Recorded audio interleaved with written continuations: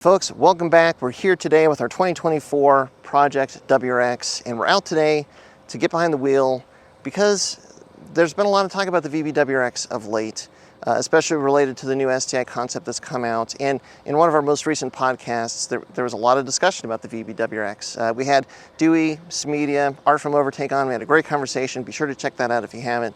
But with the VB WRX, especially compared to this new STI concept, one of the things that was discussed is, well, you know, is the VB even anything to get really excited about? Is it actually any fun? Is it any good? Is it just too heavy, too expensive, and too slow to really have any excitement going on with it? And the reason I wanted to bring the car out today is because, well, I had the opportunity to go on the ride and drive when Subaru launched the 2022 WRX and the BRZ, and we got to drive both cars back to back at Utah Motorsports campus for a day. And I remember that the takeaway at that time was like, I was surprised how much fun the WRX was. I really enjoyed driving it, especially back-to-back compared with the BRZ. Literally hopping out of the seat of the WRX to jump into the BRZ and back and forth for a day just at the track, doing, you know, little short sprints and stuff like that. But I just remember that the WRX was a lot of fun. So having these discussions and basically, you know, thinking about what this STI concept promises to be, it just makes me wonder, like, is this really, you know, that ho-hum? Is it really just that little to get excited about with this car? How could I have had that impressions when I first drove it? Now, granted, it has gotten a lot more expensive. You know, in 2022, it was a lot more affordable. Our 2024, for that matter, this is a base model. This is only about $33,000. Now, you're looking at about $38,500 just to get into the new entry-level WRX, which is in a higher trim level. So it's definitely gotten a lot more expensive, absolutely. But in the comments of that podcast, there's a lot of discussion about how the VB, it's just not that exciting. And most people, there's a lot of feedback that's saying, well, the GD and the GC WRX, those are the best ones. They're oldest, the most analog, they're the best cars. And if only we had a GD WRX that we could maybe get back and forth in the seat between the VB and the GD and compare it to, maybe then we'd be able to kind of like bring some more context to this, you know, and really kind of get a sense of what one car does better than the other, where one might be a better fit than the other depending on what you're doing with the car. Now, completely out of good fortune, I happen to have driven my GD WRX into work today. So we've got both here, the GD and the VB to drive. So we're gonna get behind the driver's seat, check both of them out, give some impressions and talk about where one might be a better option than the other and where maybe one has some advantages over the other. And I would definitely want to hear in the comments below what you think. But before we get into all that, let's actually get behind the driver's seat. Let's get some driving impressions going and see what we think. Before we even start the cars, let's actually just sit in them. One of the underlying themes here is going to be, you know, what has changed in the last 20 years? And it turns out a lot. The VB WRX, it's new. It's a little bit bigger. Actually, it's a decent amount bigger than the GD, but it feels like you have more space, definitely a more modern interior, and that could be a plus or a minus depending on what you're looking for in the car. I mean, I think there's a lot to like here. There's a lot of nice amenities that they didn't even dream of back in 2002, 2003, when the WRX first landed, like automatic climate control or, you know, everything to do with the eyesight, the lane assist, emergency braking. None of that's even existed, you know, back then. Interior just feels nicer. The quality of the seats, like even in this base model, the seats are way nicer than what they were in the WRX back in the day. So there's just a lot of good things there about the VB compared to the GD, especially space in the rear. Like, I am 6'1" and you know, this is a driving position for me. If I would get behind myself in this car, it's probably going to be fine. The GD, that's not the same case. There's not nearly as much rear room in the GD chassis because it's shorter, it's smaller. That's okay, but depending on what you want to do with the back seat and storage space, I mean, space alone could be a big factor that tips the scales a little bit for the VB compared to the GD. In the GD, there's nothing wrong with this interior. I mean, I've spent hours and hours and hours here. This is a good driving position. I like the feel of the steering wheel, but everything is just a lot tighter. Like if you look at my elbow, if I'm holding onto the steering wheel, I mean, I'm immediately hitting my elbow on the door card. Everything in the center console, climate controls, whatever, is right at hand. It feels a lot closer. Everything is within reach. Definitely can be a plus, but if you want the more spacious feel, you know, the VB being bigger is a little bit nicer. You might notice that I have STI seats. Well, it's because the WRX seats, they have a tendency to wear, tear holes. That happened to me years ago, so that's where I found the STI seats, which is a great improvement over the WRX seats to be sure, but one of the kickers with the GDs, GCs especially, even more the case, is, well, they're not getting any newer. At this point, the newest GD chassis, 2007, you're about 18 years old. So if you're looking at these two cars, like, you're probably going to have a lot of things you need to do, and the quality of the interior is going to vary wildly from one car to the next, just because of the age, because of the use, because of the mileage, that sort of thing. But I'm in my normal driving position. I'm going to hop in the back seat now, because the back seat of the GD, it's just not the same as the VB. So, I fit, I'm here, but my knees are touching the seat. I mean, I could definitely sit here for a little while, maybe an hour, but this is not the kind of thing, or this is not the kind of car I'd probably want to road trip with 4 people for like hours and hours and hours on end. It's big enough, it gets the job done, but it definitely, especially in the back seat, it feels tighter. And I can tell you from experience, like car seats and stuff like that, you do not have a lot of space in the back of the GD. And this is a wagon, so I actually have a higher, or more headroom in the wagon compared to even the sedan. So again, 6'1", plenty of headroom here in the back seat, but yeah, not the case in the sedans for the GD. So if you're curious about these cars, I mean, the interior, just getting in, seeing if it's comfortable, see if it fits, that's like the first big question that you got to answer. But with all that, now that we've looked at all that, now let's actually get these things out on the road and see what they drive like. Okay, so starting out in the VB WRX. First important point is that this car is not stock, but neither is the GD, my 03 WRX wagon. This car is lightly modified. I'd say it's like OEM plus. We've modified a few things that are deficient in the stock VB. The GD WRX, well, that one's quite modified, and we'll get into details of that when driving it more. The biggest thing that we did to this car, the VB, is the brakes. We have the WRX TR brakes on. I think that was the most transformative thing of this car. Second would be the suspension. So we have the Cusco 03Gs on it. It's 1 inch taller than stock. We have the plus size tires on it as well. So it's kind of gone the opposite direction with the suspension compared to what I did with the GD, where it's lower. But I think that actually improved it. The stock suspension on the VB was good. It was just maybe a little bit stiffer than I liked, and this softened it up a bit. And I really like just the daily drivability of the suspension on the car.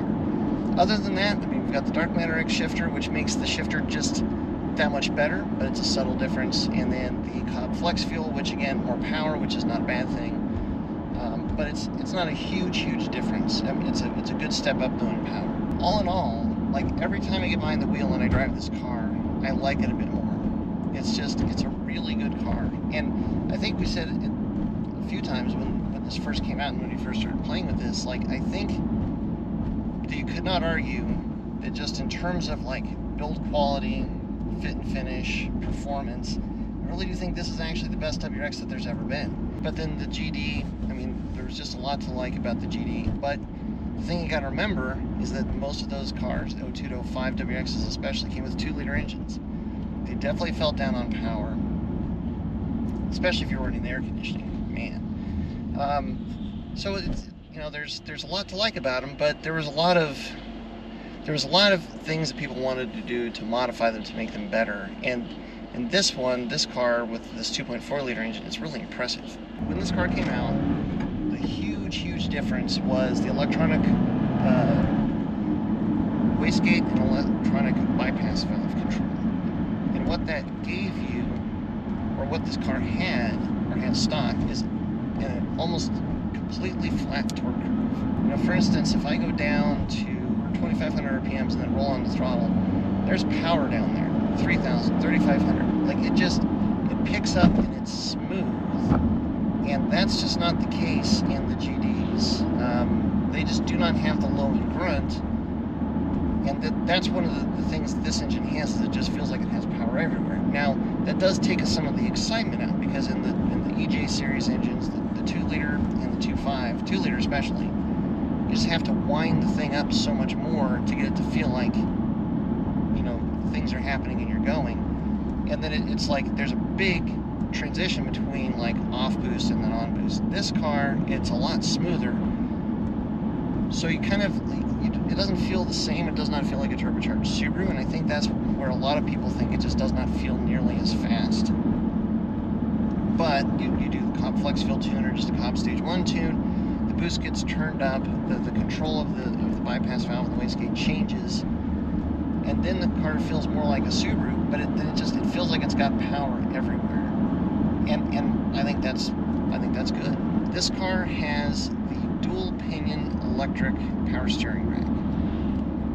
There's a lot of people that don't like, that say that they don't like electronic power steering. I like this power steering rack. This steering rack with a dual pinion, you have direct connection between the steering wheel and the steering rack. So you're getting all of the feedback through the wheel. The motor that assists is on the other side of the rack. So that stabilizes the rack, and then also you do not have the motor taking out some of the sensation if it was on just a single pinion. If the motor was on the opposite side of the steering column. Those are the electric racks where they can kind of feel pretty numb. This one doesn't really feel numb. It loads up nicely. I like it.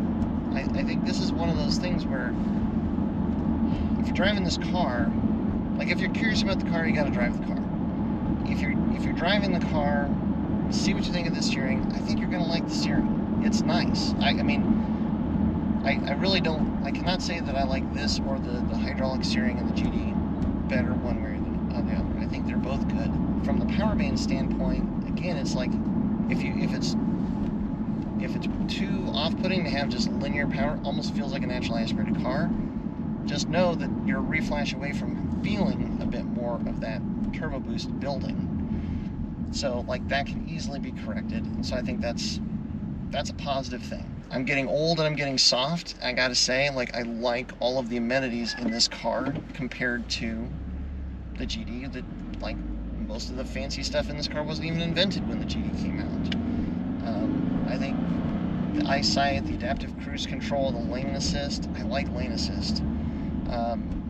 This car, it's not as helpful as like in an automatic car, but I'll tell you, my favorite use of lane assist is in rush hour traffic, when you're just kind of sitting there creeping along. It can be really, like, it can just make it so that it's not frustrating, it's not stressful. It can be a good thing. So the biggest plus in this car, in terms of power, is going to be also its biggest downside, which is that you can build power so much more easily in this car than ever before, because the engine has so much more potential than the WRX engine has ever had ever before. The F820 WRX, you can literally tune that car on 85 up to the point where your rods would bend, they were the weak spot. So that was the limiting factor. And then you would have to dive into the engine and rebuild it, forge pistons, rods, the whole 9 yards, to get above about 350 horsepower reliably. This car, apparently 400 horsepower, is pretty easily done reliably, but it's hard to get there because in this car there's just not quite as much aftermarket support yet because it's new. And also in some areas, like here in Colorado, you're much more limited as far as what you can do to modify the car and still keep it so that you can register and keep driving it on the road. So you can get, just with an E85 tune on this car, probably, over 300 horsepower. Let's be optimistic and say 330 to 350. Just with the 85 and a fuel pump in the tank, and that's kind of almost about it, which is kind of amazing. To get the same bump up in performance in a GD, you're talking like a lot of work. To a certain extent, maybe even a built engine, like $10,000, $12,000, $15,000 to get to that same power level. So it's way easier to get there from here. In this car, if you go beyond that, then that's where now it gets crazy expensive, and you're going to have to do all sorts of things. With the direct injectors, if you run out of injector, this is one of the things we talked about in that podcast, you're going to have to go with a different manifold that adds port injection, and that gets crazy expensive because now you're talking a $10,000 standalone and wiring and all this sort of thing, and then it's just not a street car anymore. So, like, you can get a lot more power easily, and honestly, for like probably 90% of the people, heck, 90% of the people who get to 300 wheel horsepower, you're there, you're done. And like this F824 does not seem to have the same head gasket issues and whatnot that the EJ series had. It's just easier, it can be reliable, it can be fun, and you have good brakes, you have good suspension, the car handles well, good alignment. I mean, it's a fun car. The other downside is price. That's the biggest question, is for the performance that you're getting, is $40,000, much less like $45,000, is that good value for money? There's other cars that you just start having to look at that price point. Like GR Corolla is the obvious one, because that's $40,000 as well. Like the low entry-level WRX is the same price as the entry-level GR Corolla. man, for the same money, which one are you going to get? I mean, I think there's some times when the WRX might make the most sense. Whew, gosh, that's a tough one though, because I think the GR Corolla is probably going to make more sense more times than not at that same price point. It just depends on what you're doing with the car and what you like. This is where you just got to drive them.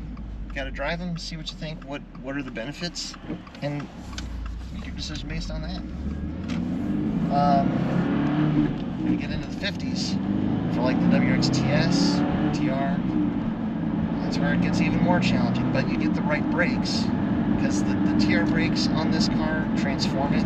I think if you have this generation of WRX, if you do nothing else, you want to do the TR or the TS brakes. So, but then that's adding to the cost as well. I mean, I think on our website, the whole kit of everything that you need, I mean, you're looking at probably $4,000, $4,500, and now you're at 45, 44, something like that. I think used is where it becomes way more of a toss-up. I mean, some of these 22s, 23s with higher mileage, you know, now if you can get this car for 25, 27, man, that's a lot of performance. It's a new car, it has all these amenities, you've got the FA24 engine, a lot of performance on tap, for, let's call it $27,000. You know, you compare that to a GD, which is 20 years old, and you're probably gonna have to go through and change a lot of things. You know, $27,000 seems like a lot, but you can close that gap really fast by going in and doing an engine, turbo, transmission, brakes, suspension. Ask me how I know. So, I mean, those are the calculations. It's just, you know, what do you want to have at the end, and what do you want to do with the car? I think that's the biggest question. What is your need? You know, is it a daily driver? Is it a track car? Is it a race car? Okay, so the place we got to start is my 2003 WRX is far from stock. I would say that this is kind of at a level where, like, an average place of where, like, if you're looking to get a GD WRX, especially where you want to land with the car. So I think that's where it's a fair comparison. Though this car came with a 2-liter engine, EJ20. My car has an EJ25 in it, 20G turbo. It's making just a little bit more than 300 wheel horsepower. So far, just a rebuilt 5-speed transmission. Brakes, we've got the AP Racing up front, Brembo's in the rear, so kind of like STI brakes. And then fully redone the suspension. So as you've seen now, I've got the Cusco 03Rs on the car. A lot of new linkages, front suspension geometry, all that sort of good stuff. So the car feels very fresh, like it feels pretty darn tight, like a newer car, because recently gone back in and replaced like basically all of the suspension bushings, the engine, just did the timing belt, all those sorts of things. So it feels, you know, pretty darn good as far as a 20-year-old car, 22-year-old car would. So I think that's where it's a fair point of comparison to the VB. There's a lot of cheap GDs out there, and I think that is where the lure is, because there's just so many options that are really affordable to get into. But they're not getting any younger, and they've not made them new for many years. So it's hard to find examples that are low mileage, really good interior, and that's where, again, you're probably gonna have to go in there and start changing a few things, especially if you want some more modern amenities. Like the stereos in these cars were like CarPlay. What the heck is CarPlay? When this car's around, what's an iPhone? Like, just like there's so much difference in this era of car compared to something that's even 5 years old. So that's something to be aware of. It just kind of depends on what you want out of the car. You could certainly make an argument that, you know, getting a car that needs an engine, there's a plus there, because once you put the engine in, you know exactly what's in there, you know exactly that everything is new, all this stuff, but that's a lot of time and it's a lot of work. So you just have to decide, is that what you want to do? Is that what you want to make a priority? And that is a question only you can answer. So many of these are questions that only you can answer. The car is smaller, but it's also a little bit lighter. The GD probably weighs about 250 pounds, maybe 300 pounds less than the VB, so that's a plus. It's a narrower car. getting in this car after the VB, this one just feels, you know, more nimble, a little bit more easier to drive. You can probably tell a lot more road noise. The sound deadening and stuff was not the same in this era compared to like the modern cars. But I mean, it handles well. But I put a lot of work into getting it to handle well. The power it just does not come on quite the same. It does not feel like it has as big of a power band. That's just the difference between the EJ engines and the FA24. Also, the 2.5 liter in this car, I do not have AVCS because again, it's an 03 WRX, so we can't run that. It has decent low end, but it's not like the VA. Like, nothing in this car I would say is as smooth and refined feeling as the VB WRX. And that's where you just have to decide, like, do you want smooth and refined, or is that not a huge priority? If you're looking at one of these, an older car, a GC especially, but a GD as well, again, they're not getting any newer, they're not getting any younger. There's going to be things that need attention, and oftentimes it's things that need attention when you're wanting to do something else. The biggest difference in getting a newer car and then deciding to modify it and having an older car that you're building up and modifying is with a newer car, almost all the time you're able to kind of pick and choose what you want to change or want to modify. But with an older car, there's gonna be a lot of stuff that you have to modify. You don't have the choice. And a lot of times those needs come up when you're really just getting ready to take care of some of the things that you want to put on. So I mean, that's just the nature of it. It's what happens. So you just kind of have to decide. If a bug eye looks the way that you want the car to look, or the way that you love, then that's really all that matters. If the looks of the VB turn you off, and you're just not interested, I mean, I understand. Like, that's natural, and it just is the way that it is. Ultimately,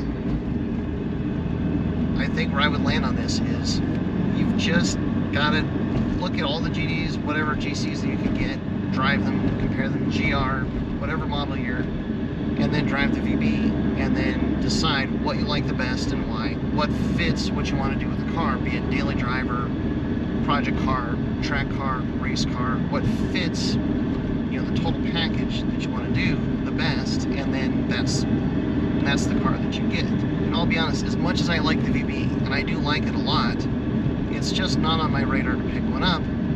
But because I've got this one, if I didn't have this, like if somehow for some reason this car, like I lost this car, it was an accident, whatever, then probably I would get a VB instead of trying to find a GD to put all this work back into, probably. But having this, like that's where I don't feel the need to go out there and get a VB, because is this as good at all of the things that the VB does? No, but it's good enough, and there's some things that I think it's a little bit better.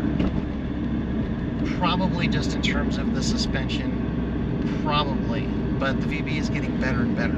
So like there's more and more options that are coming out. Maybe the VB would be able to have better suspension, for tracking and that sort of thing, compared to even what you can do with the GD. I'll tell you this, it's way easier to fit big wheels and tires on the VB than it is on the GD, and that's saying something. That's not, you can't completely discount that. A little bit easier to put a 6-speed in this car than the VB, but can totally be done. Yeah, so I mean, it really is little things, and that's where, again, like, there's no right or wrong answer, I don't think, as long as you're considering all your options and you're looking at everything. That's the key. I don't think you want to discount anything right off the bat. Check it all out, drive it, and then make your own decision.